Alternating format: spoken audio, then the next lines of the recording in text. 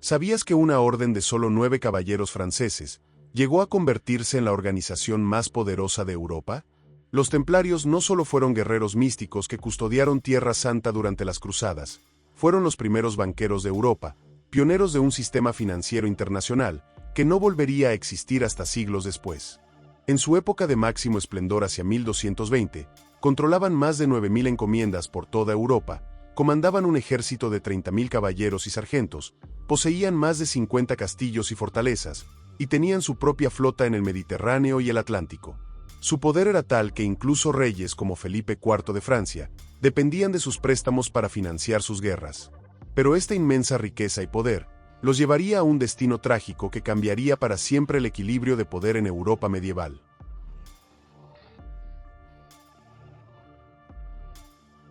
La historia de los templarios comienza en los turbulentos años posteriores a la Primera Cruzada. En 1099, los ejércitos cristianos habían logrado conquistar Jerusalén tras una sangrienta campaña, pero mantener el control de Tierra Santa se había convertido en un desafío constante. Para los cristianos del siglo XI, Jerusalén representaba el centro espiritual del mundo, el lugar donde Cristo había vivido, muerto y resucitado. Miles de peregrinos europeos emprendían el peligroso viaje hacia los lugares santos, pero los caminos estaban plagados de bandidos y soldados musulmanes que amenazaban constantemente a estos viajeros indefensos. Fue en este contexto cuando entre 1118 y 1119, un caballero francés llamado Hugo de Payns se unió a 8 compañeros nobles, para formar lo que inicialmente se llamó la Orden de los Pobres Compañeros de Cristo y del Templo de Salomón. Estos 9 hombres, que incluían al flamenco Godofredo de Saint-Omer, Archambaud de Saint-Aimand, Payen de Montdidier y Andrés de Montbar, eran miembros de la baja nobleza, señores de pequeños feudos sin gran relevancia, pero unidos por un ideal común: proteger a los peregrinos cristianos que viajaban hacia Jerusalén. El rey Balduino II de Jerusalén recibió favorablemente a estos caballeros y les concedió un lugar para establecerse, las ruinas del antiguo Templo de Salomón, de donde tomarían su nombre definitivo. Durante los primeros años, la orden mantuvo un perfil modesto, actuando esencialmente como policía de carretera, que escoltaba a los peregrinos en los tramos más peligrosos del viaje, especialmente en los estrechos desfiladeros entre Cesarea y Haifa, o hacia lugares emblemáticos como el río Jordán. El verdadero punto de inflexión llegó en 1129 durante el Concilio de Troyes, cuando la Iglesia Católica aprobó oficialmente la orden. Este reconocimiento papal no fue casualidad. Contaron con el apoyo fundamental de San Bernardo de Claraval, uno de los clérigos más influyentes de la época, quien escribió el famoso tratado de Laude Novae Militiae, elogio de la nueva milicia, defendiendo el concepto revolucionario de los monjes guerreros. La regla de la orden combinaba los votos monásticos tradicionales de pobreza, castidad y obediencia con el deber militar de defender la fe cristiana. Los templarios llevaban como distintivo un manto blanco con una cruz roja, concedido por el Papa Eugenio III en 1147, que simbolizaba la pureza y el martirio de Cristo. Esta cruz se colocaba sobre el hombro izquierdo, encima del corazón, recordando constantemente su misión sagrada. Tras la aprobación papal, la orden experimentó un crecimiento explosivo.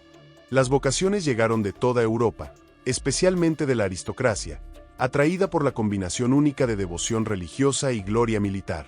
Pero más importante aún fueron las donaciones masivas que comenzaron a recibir: tierras, castillos, derechos de jurisdicción, pueblos enteros, y enormes sumas de dinero de nobles y plebeyos, que buscaban ganar favor espiritual.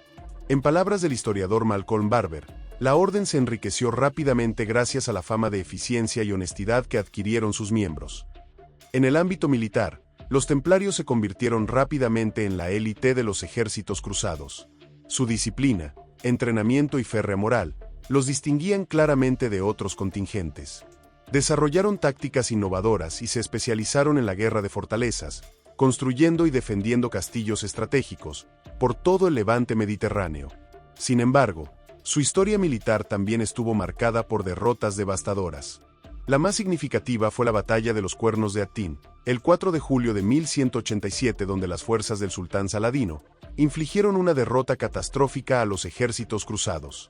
En esta batalla, los templarios, junto con los hospitalarios, formaron el núcleo del ejército cristiano bajo el mando del rey Guido de Lusignan.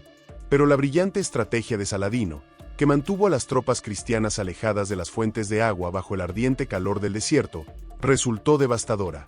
La derrota en Atín fue completa, La mayoría de los caballeros templarios y hospitalarios fueron capturados o muertos, y Saladino ordenó la ejecución de muchos de ellos por considerarlos adversarios especialmente peligrosos. Como consecuencia directa, los musulmanes recuperaron Jerusalén el 2 de octubre de 1187, y la mayoría de las ciudades y fortalezas cruzadas cayeron en rápida sucesión. Esta derrota marcaría el inicio del declive del poder templario en Oriente y desencadenaría la Tercera Cruzada.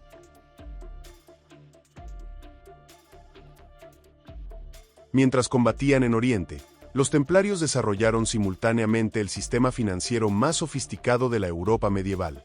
Su necesidad de trasladar grandes sumas de dinero de manera segura entre Europa y Tierra Santa los llevó a crear innovaciones que no volverían a verse hasta siglos después. Se convirtieron en los primeros banqueros de Europa, precediendo por siglos a los famosos banqueros italianos del Renacimiento. El sistema funcionaba de manera revolucionaria para la época. Un peregrino podía depositar dinero en París y retirar la cantidad equivalente en Jerusalén, evitando los enormes riesgos de transportar oro y plata por caminos plagados de bandidos. Esto se lograba mediante una red de encomiendas interconectadas que funcionaba como una red bancaria internacional, permitiendo que el dinero recaudado en un país se utilizara en otro sin transporte físico. Los templarios introdujeron prácticas financieras que anticiparon la banca moderna, la letra de cambio, un antecedente de los cheques actuales, los primeros sistemas de transferencia internacional, la contabilidad moderna, los pagarés y complejos sistemas de crédito. Solo se necesitaba una firma o un sello para realizar transacciones, en cualquier encomienda templaria de Europa, lo que representaba un nivel de confianza y organización sin precedentes. Hacia 1220, un siglo después de su fundación, la Orden del Temple se había convertido en la organización más grande de Occidente en todos los sentidos. Sus números eran impresionantes. Más de 9.000 encomiendas distribuidas por toda Europa, unos 30.000 caballeros y sargentos, sin contar siervos, escuderos, artesanos y campesinos, más de 50 castillos y fortalezas en Europa y Oriente Próximo, y una flota propia anclada en puertos estratégicos como Marsella en el Mediterráneo, y La Rochelle en la costa atlántica francesa.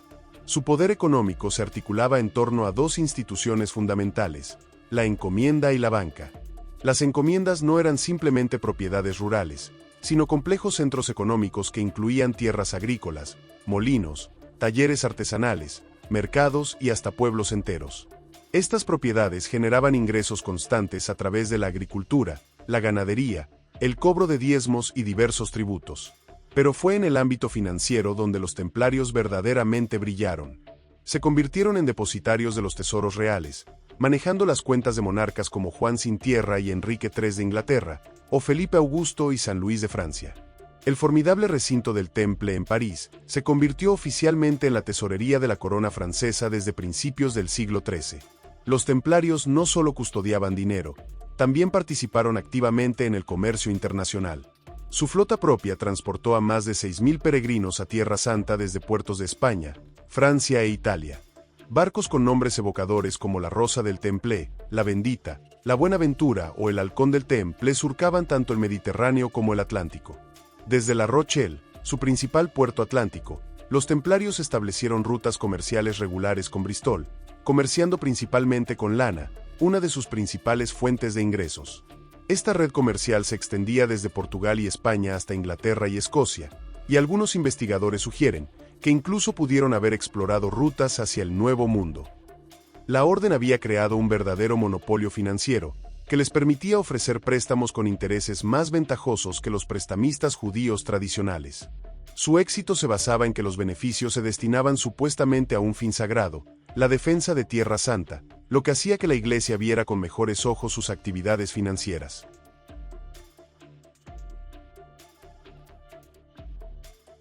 La pérdida definitiva de Tierra Santa en 1291, con la caída de San Juan de Acre, marcó el inicio del declive templario. Sin su propósito original de defender los lugares santos, la Orden se encontró en una posición vulnerable. El último gran maestre, Jacques de Molay, rechazó las propuestas del Papa Clemente V de fusionar la Orden con los hospitalarios, un gesto que sería interpretado como una afrenta por sus enemigos. Felipe IV el Hermoso, rey de Francia, había acumulado enormes deudas debido a sus campañas militares contra Inglaterra y Flandes. Irónicamente, uno de sus principales acreedores era precisamente la Orden del Temple, que había financiado muchas de sus guerras.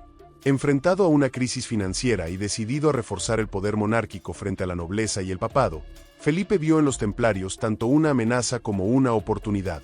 El viernes 13 de octubre de 1307, un viernes que la superstición popular convertiría en símbolo de mala fortuna, Felipe IV ejecutó una operación sin precedentes. Al amanecer, ordenó el arresto simultáneo de todos los templarios en territorio francés. Cientos de caballeros fueron apresados en sus encomiendas y trasladados a prisión en una operación militar perfectamente coordinada.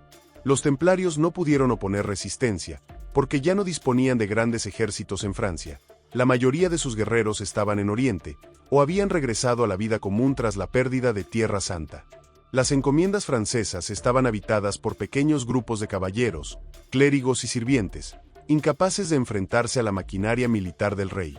Las acusaciones lanzadas contra los templarios fueron estremecedoras: herejía, blasfemias, idolatría, prácticas obscenas e incluso la adoración de un ídolo demoníaco llamado Baphomet. Bajo tortura, muchos templarios confesaron lo que los inquisidores querían oír, proporcionando a Felipe la base propagandística para presentar a la orden como una amenaza para la cristiandad. El Papa Clemente V, instalado en Aviñón bajo la influencia directa de la monarquía francesa, intentó inicialmente asumir la investigación, pero la presión política fue abrumadora. En el Concilio de Vienne de 1311 a 1312, aunque muchos prelados dudaban de la veracidad de las acusaciones, se impuso la voluntad del rey francés. El 22 de marzo de 1312, Clemente V promulgó la bula Vox in excelso, que decretaba oficialmente la disolución de la Orden del Temple. Así desaparecía una de las instituciones más poderosas de la Edad Media, no por sentencia judicial, sino por disposición apostólica. El golpe final llegó 2 años después. Jacques de Molay, encarcelado desde 1307, fue llevado a juicio en París en 1314. Inicialmente parecía destinado a cadena perpetua, pero en el último momento se retractó de las confesiones arrancadas bajo tortura y proclamó públicamente la inocencia de su orden. Este gesto de desafío selló su destino.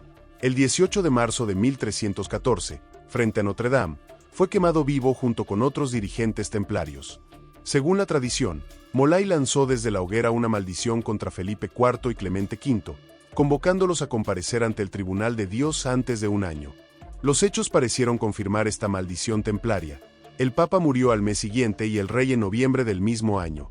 Los hijos de Felipe IV, conocidos como los Reyes Malditos, murieron posteriormente sin descendencia, poniendo fin a la dinastía de los Capetos. Un último misterio rodea el final de los templarios. El mismo 13 de octubre de 1307, una docena de barcos templarios salieron del puerto de La Rochelle y desaparecieron sin dejar rastro en el Atlántico.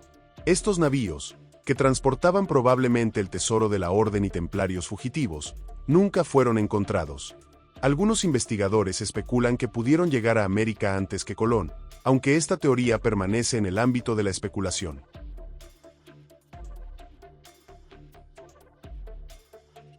Los templarios representan una de las historias más fascinantes de la Edad Media.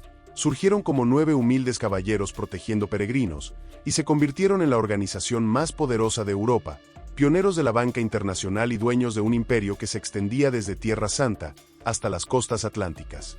Su combinación única de fervor religioso, excelencia militar y genio financiero, los convirtió en una fuerza sin precedentes, que cambió para siempre el curso de la historia europea. Sin embargo, su mismo éxito sembró las semillas de su destrucción. Su inmensa riqueza y poder despertaron la envidia y el temor de monarcas endeudados como Felipe IV, quien prefirió destruir a sus acreedores antes que pagarles. La caída de los templarios marcó no solo el fin de una era en las cruzadas, sino también el triunfo del poder secular sobre las órdenes religiosas independientes. Hoy, más de 700 años después de su disolución, los templarios siguen capturando nuestra imaginación. Su legado perdura en las innovaciones financieras que crearon, en los castillos e iglesias que construyeron, y en el misterio que aún rodea su desaparición. Fueron verdaderamente los soldados de Dios que transformaron el mundo medieval, y cuya influencia se extiende mucho más allá de las batallas que libraron en Tierra Santa. ¿Qué opinas sobre esta fascinante historia de poder, fe y traición? ¿Crees que los templarios fueron víctimas de su propio éxito? Déjanos tu comentario y comparte este video si te ha gustado conocer la verdadera historia de los soldados de Dios. Hasta la próxima.